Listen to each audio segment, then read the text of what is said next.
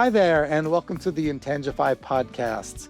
I'm your host, Matthew Asbell. By day, I'm an intellectual property attorney, but we use this podcast to really go beyond intellectual property and talk about intangible aspects of business. And my guest today is Ryan Stana.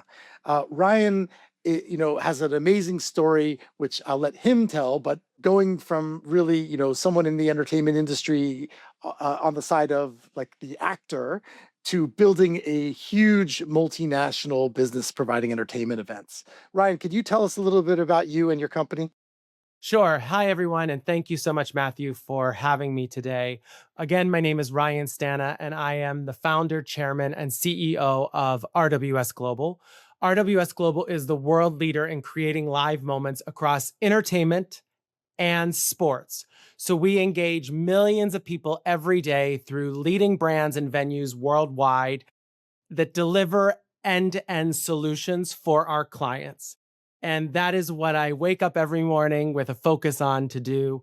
And it started off many years ago in much more humbler times. And from now, we have grown to the world leader. That really sounds humongous. I mean, as you describe what the business is, and I have all sorts of imagination as to what that actually means from a day-to-day basis. Are you involved in like things like Olympic Games and Super Bowls and things of that nature? Yeah, so we're really focused on Broadway style shows to athletic opening ceremonies. Like you said, the Olympics, we were very lucky to be a producer of the events for the Paris Olympics a few years back.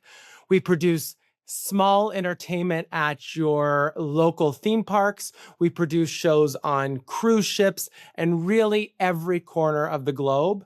And it's really focused on delivering the world's biggest brands, entertainment providers, sports properties, and institutions really trust us to bring those experiences to life. It sounds like a real mixture, though, between what's televised and sort of produced well in advance versus live theatrical type of events. Is there a balance between those?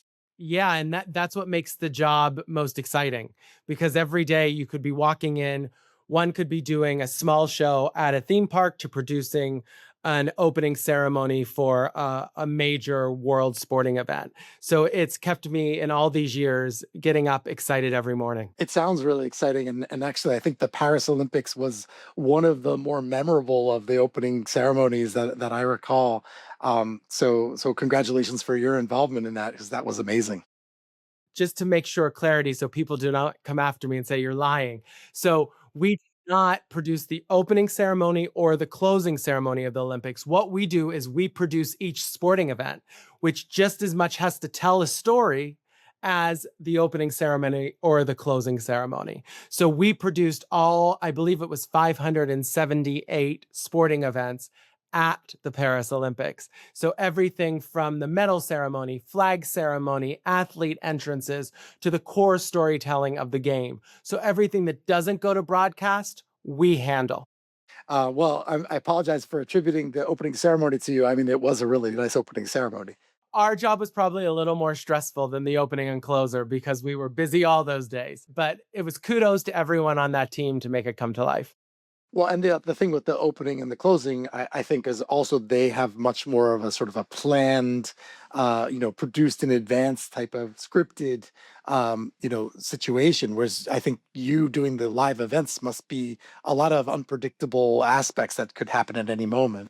100%, 100%. What drives this? Why do you do this? I mean, the mission of this business is to raise the experience of our clients and our partners every single day.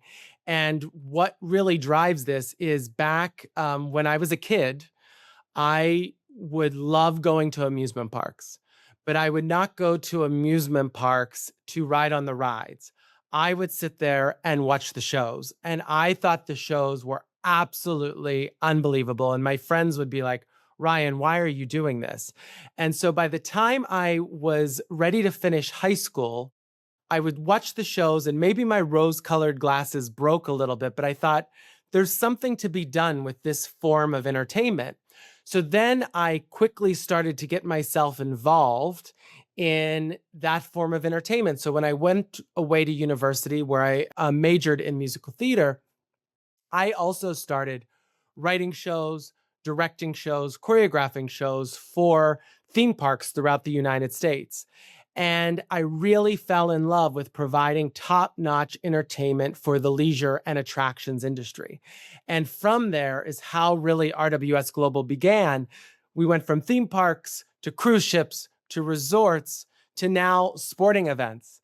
And all of that is about raising the experience of the guest and really is all the same thing. The thing that kind of perplexes me because I understand that the size of your business is enormous and you're doing events around the world.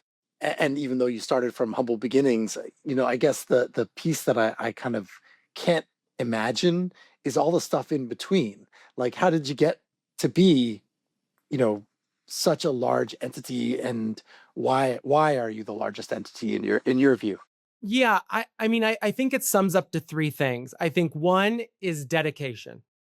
I have always only worked with people who are truly passionate about what they do. We started off, like I said, small and scrappy at the beginning. I had to be laser focused on hiring people who were passionate and all in. I was starting a business to create unforgettable experiences for people who might not otherwise get to enjoy this type of entertainment. That required building a team that genuinely cared about what they were doing. During this time, I learned that credibility comes from showing up and doing the work and trusting the talented people to do their best. So that was one, was dedication. Then I believe there's innovation. So, innovation, I built this company around the idea of creating out of the box experiences no one else is thinking of to create. So, in our world of live entertainment, immersive experiences and high stakes events are the best advances often start with the impossible. So, whether it's creating like the Broadway caliber shows I spoke about on cruise ships or transforming those sporting events I spoke about, it's all about the emotional storytelling platforms. And we've proven that again and again through our innovation. And then I would say, along with dedication and innovation, it's collaboration. So I had to rely on that close collaboration with every team member and every client to design and transform these experiences. And as more and more business has come in, we have cautiously scaled cost to support it, but always within an eye towards efficiency and problem solving for our clients, but also efficiency and problem solving for our team members. So I think through this time, it's been my consistent dedication, but also having team members that are dedicated, always not just staying with the status quo, but innovating. And then finally, with all of those things, collaborating, because you can't do that and steamroll. You have to collaborate together to really give the best product. Those make a lot of sense to me, and I think those are some key like intangibles that clearly you've relied on and used to build your business. I think drilling down on some of those, it sounds really easy when you say it, to be like, okay, I had to build a team. I had to find people I could trust and align and have them align with my mission and know that they could deliver what I would do if it were me, right?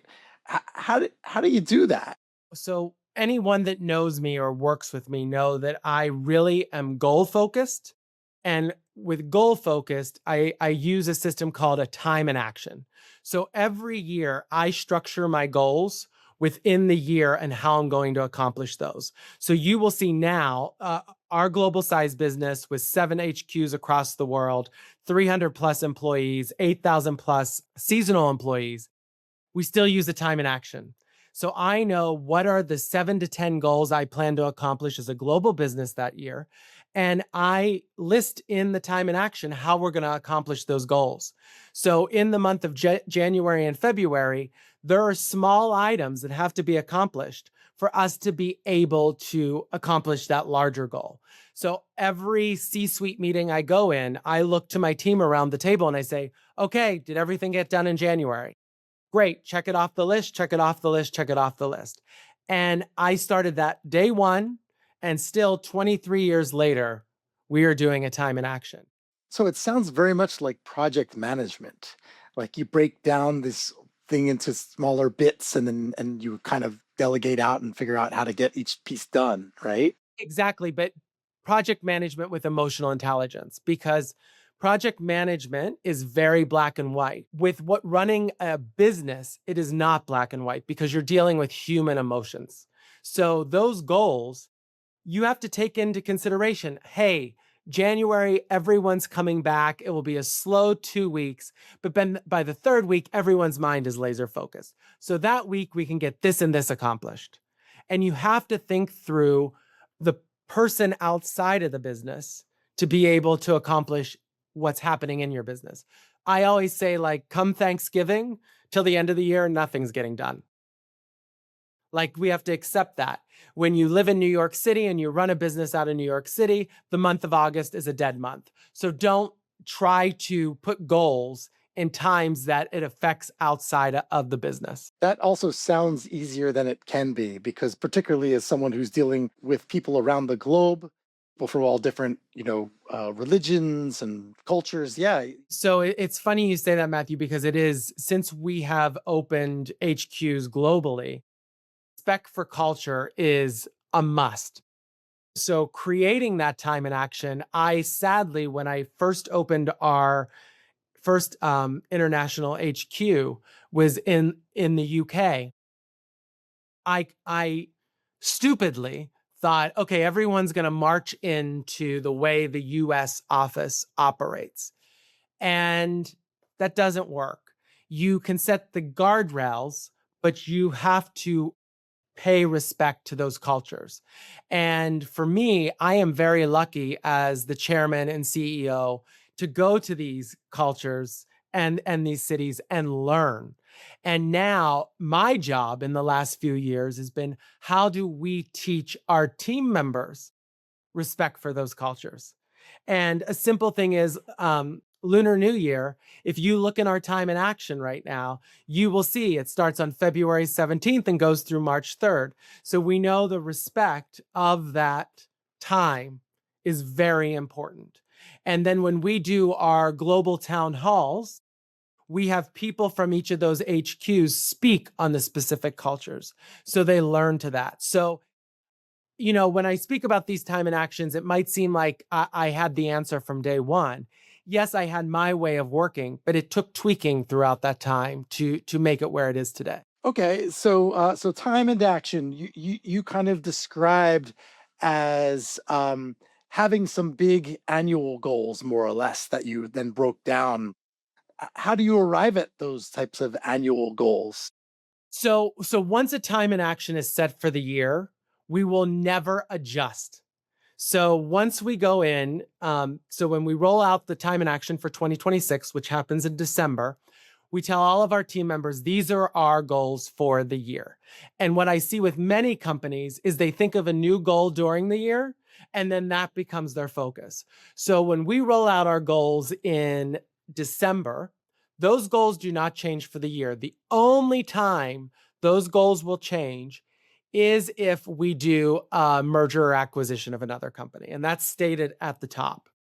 But those goals stay the same. And then if someone brings up another idea for a goal that needs to be done for the company, we say, let's put that in the parking lot. We'll decide if that's a goal for 27. But we're going to just focus on these 8 goals for 26. And that's how we operate. I really think that clear black and white saying, here are our 8 goals, we need to accomplish them, actually allows us to grow faster than a business other than keep adding goals every quarter. That makes a lot of sense to me. It sounds like, listening to you, though, that these are goals that don't just come from you or even from necessarily from leadership. Are you opening this up to your entire employees, or how do you pick these goals? So we do a lot of checkpoints during the year that's also in that time and action of company-wide surveys, town halls, Q&A, leadership feedback sessions. So from all of that, you can start to clearly see when you're in a C-suite level or my level, you can start to clearly see the problems we're having as a business that need to be corrected soon. So what I do when I'm in those town halls or read the pulse check surveys, et cetera, I make little notes to myself. And halfway through the year, I look at those notes and I say, what's emotion? What's a one-time problem? Or what is a systemic issue? We focus then on the systemic issue and correct the systemic. Because sometimes during the year, there's emotions, there's high stress level of events, and it's very hard for an employee to focus on the 12 months other than the moment they're in. And that again is going back to we have to know the emotional intelligence. And we have to say, you know what, the employees are really stressed right now. So this is coming from their stress, but let's keep it on the list to see if it's really a systemic issue in the business. That's very interesting. So, because you characterize this as emotional intelligence, but you're categorizing something, right? You're looking at something and identifying, is it systemic? Is it emotional? Is it a one-time thing? Or maybe is it changing, or I'm not sure. We have to feel it out. But I find it interesting, right, that you sort of take a very analytical approach to this sort of categorization of issues that morph and that are emotional in their base. I mean, I think it's partly of we're dealing with entertainment. So when you have entertainment, you're dealing with creatives. So you have to look at this a different way. I'm very analytical. I'm very black and white, but I also care deeply about the talent and the team members that work for us. And I think you have to take that 50-50. So you can't just say, here's our black and white goals. I look at every goal and think about how is it going to affect every HQ, every leader at that HQ, and every team member. And it's a balance. And as a leader, you have to balance the people and the process. I think there's a lot to be learned from your methods. I'm a bit curious about where it came from, because it sounds like that you've been doing that since you started the time and action. Where did you learn about time and action, and how did that become such a part of your life? I wish I knew. What I will say is I grew up wanting to be a school teacher. And from a young age, my parents opened me a schoolhouse that I had pretend afternoon school with projectors and everything. I was very lucky being an only child, and my parents, any dream I ever had, they made come true. So I think me having the big vision to build this business came from them putting no roof on my imagination or my dreams. And when I dreamt something, they made it come to life. But I think that being a teacher side of me, and when I was younger, structuring things, and going through high school, I was very structured. I think that's where it came to life. And I just learned from that. I'm very organized in my personal life, which then turns over to your business life as well. It's really interesting. Still can't imagine where the concept of the time and action came out of, but it sounds like you don't know either. I get asked it all the time, and I wish I could say this person taught me. And if someone's listening and did teach me that, please tell me, because I will honor it from now on. That's really cool, though. I mean, I think there's a lot to be learned from that. In a sense, as you were describing the time in action, I was thinking about kind of New Year's resolutions, but how like people personally, right? They come up with a New Year's resolution. I'm going to lose weight this year, whatever it's going to be, and it dies out so quickly. And so there's a sort of a persistence element to no, we are focused on this and we're not veering off it. And we're going to do that all year. So let's put it through the focus. Let's focus on it and put it through the perspective of that goal that we have, until the year is up. Do I ever do it personally? Was that what you're going to ask? No, but I'm interested in that too. Through the years, I've had friends come to me for advice on how are they going to do this for themselves personally. And Matthew, I will tell them, like, simple. What is the time and action in your personal life to get that done? Whether it's buy a home, you have to save so much a month to be able to afford to buy that home. It's all the same thing. So I always say, I run by a time and action in my personal life and in my business life. And I think it's a key on how any goal is accomplished. I run by sort of a over setting of goals with a understanding that I won't possibly be able to do all of them, and then being happy with 65% or something like. See, that would drive me nuts. I couldn't do that. So the other thing that kind of occurred to me as I was thinking about your business and what you've accomplished is, I mean, you're talking about so many events, and it sounds like different clients, like many different clients that you're serving, as well as employees, right? But to have the numbers, to have the quantity behind that, at least often you see the sacrifice in quality, which I'm sure that you are very mindful of and don't make that sacrifice. But does that involve essentially having to be selective as to who your clients are? How selective can you be when you're doing so many, live and televised events over the course of a year? So, to give you an idea, generally in a year, we do over 900 live shows and experiences throughout the year. And I equate it to two things to keep the quality level high. So many businesses that do what we do are very, very creative businesses. But what happens is they lack in the operation. Or there are business project management event businesses that are very, very operationally strong, but are terrible in creative. So, what I have done since day one of opening this business, which I equate to myself, who's an equal balance of both, is 50% creativity, 50% operational to give a solid product to the business.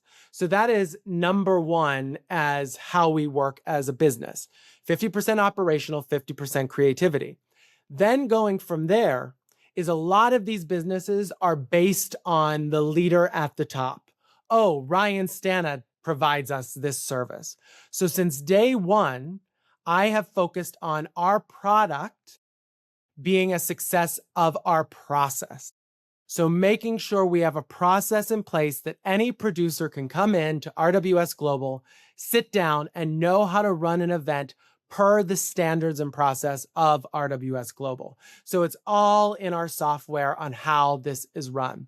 So we have turned into essentially a manufacturer, a factory of rolling out experiences. So we've sort of become known as like the crisis management team when you need something to happen fast, because we have such a strong factory in place. But then, as far as choosing clients are concerned, we don't focus on a specific industry, but our priority is ensuring that we are working with clients that are valuing the same mission. It's to raise the guest experience. If they come in and say, you know what, we want to hire you to do this event, we really don't care about it. We're going to give you $1 million. Just make sure you deliver it on this date. I will say to them, we're the wrong firm to do that, because we want someone that's invested in how we are marketing it, how we are working on the guest experience, how we are moving it further than it was last year. So a lot of the times I'm asking them to involve different departments that is not the event and entertainment department. I want everyone involved in their corporation. And if we don't have that same vision, we're going to not work with that client. But if they are passionate ready, no matter what their budget is, I am passionate ready with them, because there are clients that I've started with a $3,000 budget 20 years ago that is now a 4 million plus budget. And it's because we were all passionate about the same thing, which is raising the guest experience.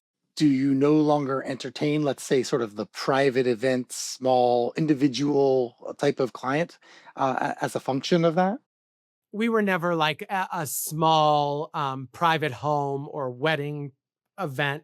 That wasn't us. It's what we are doing is more public facing events. And that's always been since day one. We were never being in charge of someone's wedding day or special day. We were always corporate, business to business, corporation to corporation type of entertainment. And given that you sort of described yourselves as being sort of a factory, I mean, you talked about an alignment with the client and a commitment from the client, I'd say. A lot of people would say, at least it's talking about the entertainment industry, you'll hear this about Hollywood, right? That if you make things too systematic, they cease to have creativity, right? They always go by their formula. So how do, you've said you balance between the organizational aspects and the creative aspects, but you have a process in place. How do you ensure that the process doesn't alienate the innovation that you've said is such a major goal for you as well? I mean, listen, that's a constant struggle. So I can say to you, process, process, process. What we have done is we have an amazing creative team from all cultures of the world. What all we're doing them is giving to them the guardrails on when something is delivered. So we're not saying you have to choose this color red, you have to do this with the production. No, but what we are saying is in the process, you have 2 weeks to come up with the theme of the event, where a lot of other companies that are very creative focused could maybe go a month and it makes them behind schedule. So giving those guardrails to the creatives, again, it's respecting the employees. We're not expecting creatives to be robots, but what we do need to do is make sure the creatives can be creative and we are putting guardrails in place. That makes a lot of sense. I remember from an early age going to recording studio and having to instruct musicians on their contribution of their part to the recording. And initially, I would go in and I would I would be very like dictatorial about what I wanted them to play. And you could see like it would not work very well, right? Like they brought their skill and their style and their creativity to it and wanted the chance to be expressive, and putting them in a box and giving them too rigid rules about what they could do prevented that. So you give a lot more leeway, and then you just have what, but I need it within, this time period or something like that, and you see what they deliver. Matthew, at the end of the day, we are a business and we are a business that has to deliver. So you have to remember that. I say that to any creative, any team member that walks in here. That's great. You might come from the theater world. We do theater, but we're also a business that has to deliver on budget, time, and client satisfaction. Yeah, so it's just finding the balance. That creative has to decide if they're okay working in that type of world. And it's the attractions and leisure and event industry is very different than the Broadway industry in show development. So you have to accept I'm okay with that industry that I'm in. And and we've learned through the time with hiring the wrong people or the wrong people coming to us, but now we're very clear from the get-go, this is what's expected in this factory of rolling out experiences. Even when you know what you want, right? In terms of a team member, you can have an ideal, but the person who applies is not necessarily always going to have all of the qualities of everything you want. Knowing what you can work with and what you can't seems probably critical in your business. Yeah, I mean, it's funny you should bring this up. It is something that for years when we would hire new people in the business, I would sometimes walk down our aisles of desks and see people, and I'd be like, why is she doing it this way? It should be done this way. Or why is he doing it? And why are they doing it this way? And I quickly found out it was actually my fault because I did not set my expectations for our employees. So now it's really making a very thorough onboarding and making sure that onboarding happens from the day they submit their resume and cover letter for a job, making sure they know what they're in for. Then the onboarding I have for what's called the founder's top 13.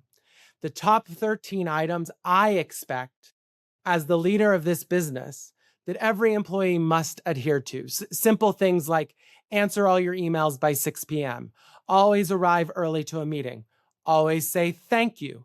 When you're meeting somebody, always say your first and last name. Those are my top 13 items that I expect everyone to use representing us as a business. And as soon as we got those orientations in line, as soon as we set our mission and values, and as soon as I put those top 13 in place, you start to see everyone falling in line or deciding they're not right to be in line. and they exit that business. And that's really, I say that to any leader that's listening, sometimes look at, is it your fault? And at that moment, I realized it was my fault. And I put that in line. Yeah, I mean, you have to be willing to examine yourself and to be wrong and to learn, right? I mean, I think that that's vital. I'm curious though, your top 13. I mean, some of those are very specific. When you came up with those, do you outline the reasons why behind them? Is that part of that? I do. So, for example, like answering all your emails by 6 p.m. I always state that every email you get is an important email, whether it's a performer emailing you, a client emailing you, or a vendor, because you never know where those individuals go in life. And you want to respect everyone equally. Like, for example, another one I have is if the client or the vendor or the talent, you do not know what they look like or sound like, you're not doing your job, because everyone wants to stand behind, their emails. No, you need to pick up a phone. You need to have virtual communication with them. And so I give those reasonings why. For example, say your first and last name, because when you say that, people remember you more than if you just say, "Hey, I'm Ryan, nice to meet you." But if you say, "Hey, I'm Ryan Stana, nice to meet you." Oh, wow. Okay. And those are things I learned through the years. And I accredit to my success. I teach a class of at a law school for lawyers, future lawyers. But my class is really kind of about essentially the customer service element. Like, why do we communicate the way we communicate with the people we communicate with? How do we change that depending on who that person is and where they're coming from, and recognizing that, that we can't just apply a cookie cutter, this is our method and this is what we're going to do, right? And it's interesting. I have seen over the years those students who've gone on, some of whom are clients of mine now, some of whom I'm their client, or we're just friends or whatever it is, but they've all kind of grown. Some of them come back as guest speakers, moved on some way or another, in a way that the connection having been maintained has benefited all of us, some way. One of the things that we do a lot is try to explain why. Why do we do it this way? I'm curious what you think, but I think too many educational academic institutions that are teaching skills and processes don't give us the reasons behind why we should do something in a particular way, and so that it gets lost. We're just doing it because they told me I should do it. 100%. I think sometimes people get too caught up on, here are the rules, other than why do you have the rules? And I find that in any sort of communication, that I will look at, say, if someone else has me proof external communication, I will say, well, we said we're not allowing this, but let's give a reason why we're not allowing it. And let's be upfront about it. Yeah, I think that goes a long way, because you're really trying to align with your reader, right? Or the person who's receiving your message. How do they align with you if they don't know why you made that decision? You just not seem like you're a roadblock person, right? I said no. The end.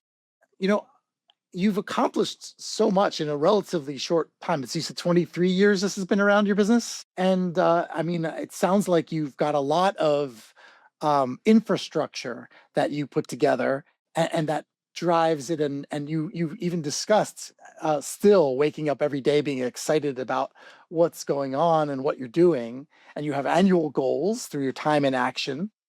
I guess what I'm wondering now is, what you envision for the future, for you, for your business. Where are you going with all this? Yeah. So listen, like you said, I continue to follow my dreams every single day. And I am living a dream come true more than I ever expected. I used to think back, once I have an office in Times Square, I've made it with one employee. And now it's much more than that throughout the world. And I could not be more proud of the team that I've built and what they're doing today to keep the legacy alive. So I am giving right now all my focus and attention on all of our team members and talent to set this business up for success. It's my job to create and prepare the next generation to ensure the company is moving in the right direction and lives on well past my time on Earth. And I love what we have built. So my next step is guaranteeing to the world that this legacy will live on without me one day. Is without you one day in the imminent future or in the distant future? In the imminent future, because I've been lucky enough to acquire many companies throughout this time. And in these acquisitions, I've been lucky enough to learn from other leaders. Some leaders that wanted the check to exit, some leaders that their passion got in the way of their leadership. If I didn't do those acquisitions, I would probably be Ryan Stana here until I'm 80 years old leading this business. When I've done these acquisitions, I have seen people well past their prime leading businesses that should not be leading businesses, and it became a detriment.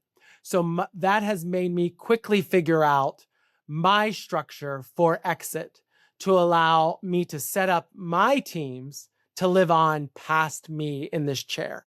And that is why I learned that I want to exit this business in enough time that I can sit back and enjoy other people running the business and seeing what they're doing for the future. And probably, Matthew, 5 years ago, I would not be saying that. But where we are today, I would say we have a few years left of me sitting in this chair. Are there some personal goals that you've set for yourself that go beyond the business that, maybe at whatever point you exit or well before, are things you want to pursue next? Yeah, I mean, listen, I don't think I will go after anything next. I'm going to enjoy my life, because you have to understand, I started this at 21 years of age. So that fun time that people had 21 to 30, that didn't happen. I was in charge of people at that time. So I think next is going to be relax, enjoy my life, and most importantly, enjoy my family. And that will be my focus in this next chapter. That makes sense, and you'll see where it takes you there, and having had the opportunity to do that. Exactly, exactly. Is there a particular message you would want other businesses to take home from our discussion today? I think the message is live your dream, but make sure your dream is structured. And that is the message I would send to any business leader. You can have the best dreams, you have to live them, but make sure that dream is structured so it can become accomplished. That would be my final words. Yeah, I think that echoes very nicely with your balance between organizational infrastructure and creativity, right? The idea that one doesn't exist well without the other. Well, thank you so much for being here, Ryan. Really appreciate it. My guest has been Ryan Stana of RWS Global, and you've been listening to Intangify. Thanks so much.